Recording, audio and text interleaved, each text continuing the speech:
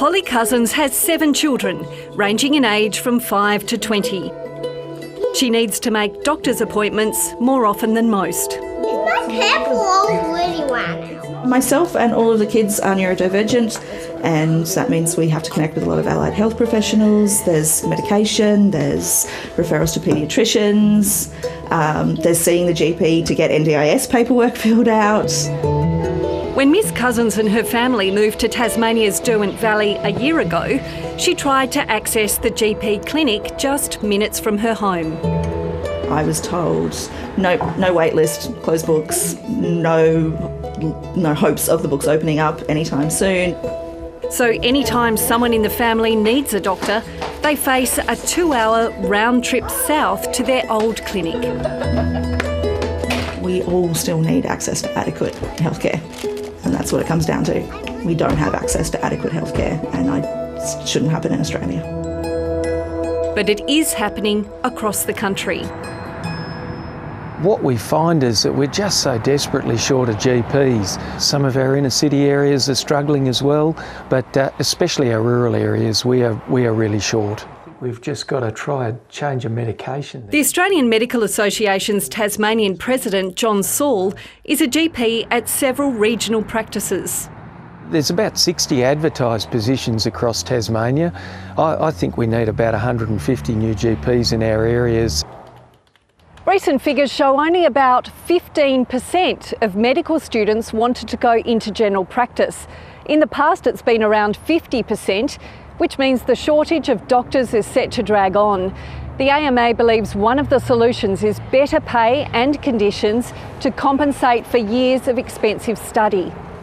Unfortunately, it's more challenging, more difficult. There's, without the government support, it's just not attracting the younger GPs like it should. The Tasman Peninsula, despite being a regional area, now has 2 full-time doctors. But for years, the community has had to rely on locums.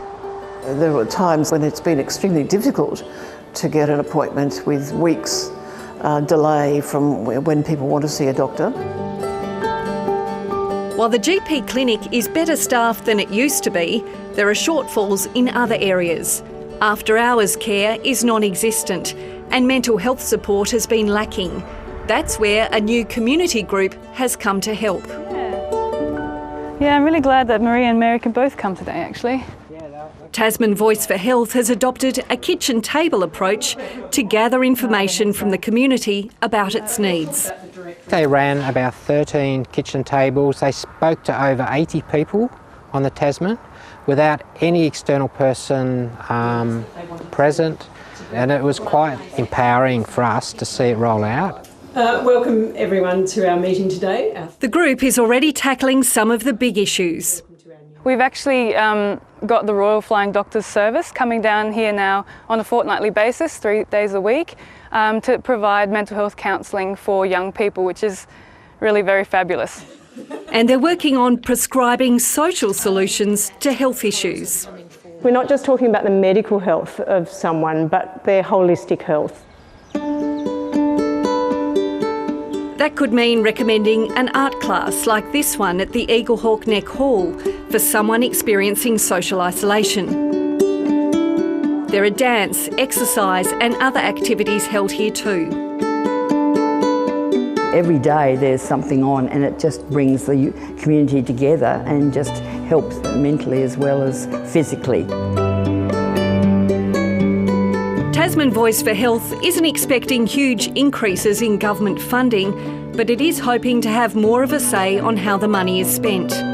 To me, they're good guys. Every community needs spokespeople to work through the problems that they've got. And hopefully find ways to make life that bit better for everyone. Fiona Blackwood, ABC News.